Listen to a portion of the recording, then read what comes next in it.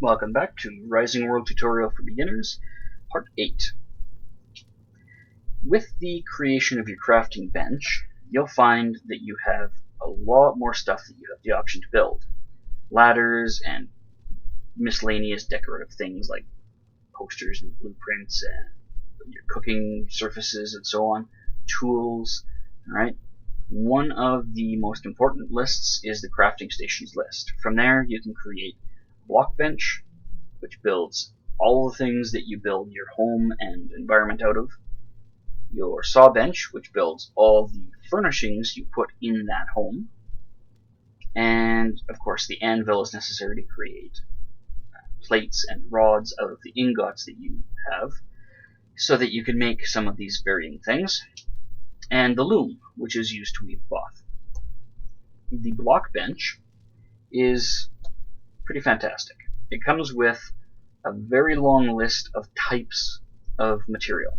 So you can make stuff out of stone or cobblestone. You can make stuff out of dirt. Dirt blocks can be made. They're listed under loam. You can make stuff out of wood. You've got wood blocks, which is a pretty decent list. And then you've got wood planks, which is another fairly decent list. You can make asphalt, concrete, plaster, tiles, marble. All of that is just using regular stone. You don't have to dig any fancy stone. You don't have to stock 3 different colors of stone to make 3 different colors. All of your choices just comes from raw stone. So it's nice that they've kept it simple. You can also make blocks out of copper. You can go with fresh, shiny copper, a little bit tarnished, highly distressed. You can make blocks out of iron. So you can make patterned ones, checker plate and so on. You can make hazard blocks. You can make more distressed looking ones, like this one here.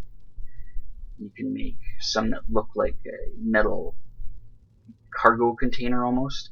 You can make some that are extremely rusty and very distressed. And then at the bottom of the roster you have ornamental tiles, which are all very, very pretty in their own environments. Now, if you happen to find some that you like, I mentioned before, you can add them to your favorites. And that list shows up as the very first one, and as you add stuff, the list gets longer. What I may not have mentioned, and probably should have, once you've selected a given pattern, if you hit these left and right arrows, you get half blocks, you get cylindrical pieces, you get half cylinders, you get slopes, you get arc ramps, you get stairs, you get a staircase with the back angled, you get a staircase with the bottom corner missing, you get corner stairs inside and outside, you get corner ramps, you get corner ramps that work a little bit differently, you get interior corner ramps, you get pyramids, and pretty much all of them can be flipped horizontally and vertically. Let's take a look at that. If you go into your stone bin and you pull out some stone, make some of the various blocks, you may be wondering what they look like and how you would navigate with these things. So, oops, let's switch that one out.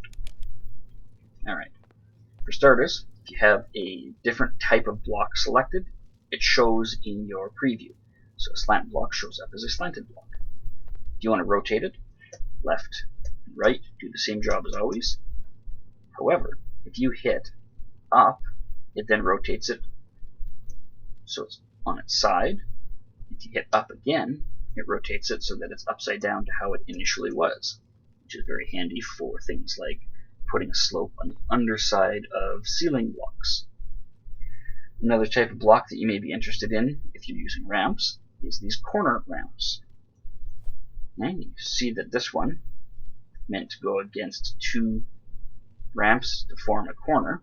If we turn that guy like so, if I were to put him in that corner, it would be flush against those walls and the floor, and it would just be a nice little slopey bit.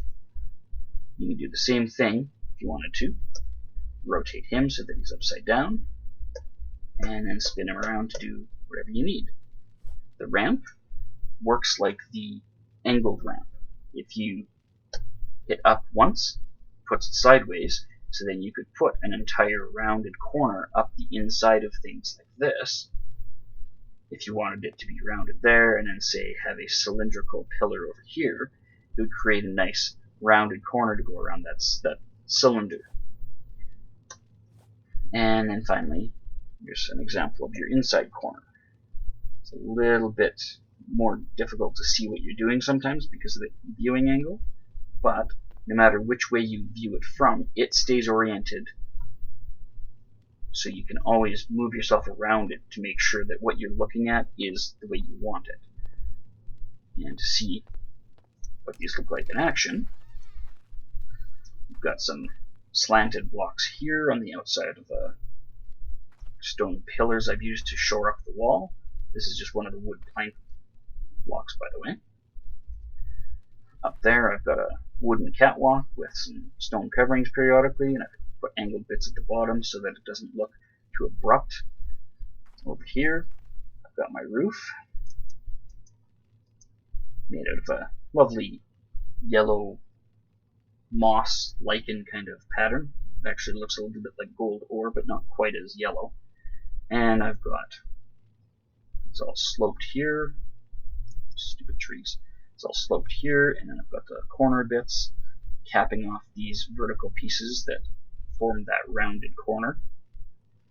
And it just kind of disappears into the walls like so, and my second story rises up out of that. And you can do things in a variety of different ways and colors and orientations, so really the sky's the limit as far as your creativity. You can make curtains of several different colors. Now when you're placing the curtains, if you wanted to place them down a bit and have taller windows, these are the curtains that say they're good for a 2x2 window. They're actually good for a 2 wide, 3 tall window if you wanted them to go top to bottom. But in this case, I had the rounded tops on them, and I thought it would look goofy if I had the curtain bar across the top and then the bottom part wide open. So I had my glass in place already, as you can see. I went ahead and put a block in that space and pulled the curtain rods down and hit G so it brings up the grid for it to snap to. And you rotate it so that it's flat to the wall, and then you can stick it directly on that corner piece like so. Place it down there, and then with your pickaxe knock that block out, and voila, you don't have to break your glass and put it back in. You don't have to screw around building the wall in fake. You can just use a dummy block like that out of dirt or wood. Now, having broken that, I should mention, when you break blocks, when you break furniture, when you break storage boxes, etc., none of these things will give you back resources. If you need to pick up and move things, I highly recommend you try using your F key first, because otherwise you're wasting materials and you end up having to rebuild stuff. So, for most things the F key will work. I have found a few exceptions. The ore smelter will not move with the F key, and none of these cooking areas will either.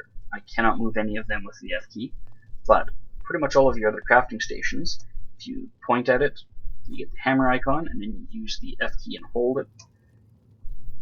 You can pull all the various workbenches down, move them around.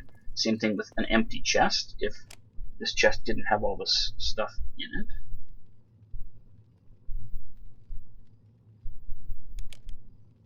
you can even pick that up and move it. Now, I'll put that back down, because I want to show you another important little detail. A bit of a pain in the butt, but it's good to know.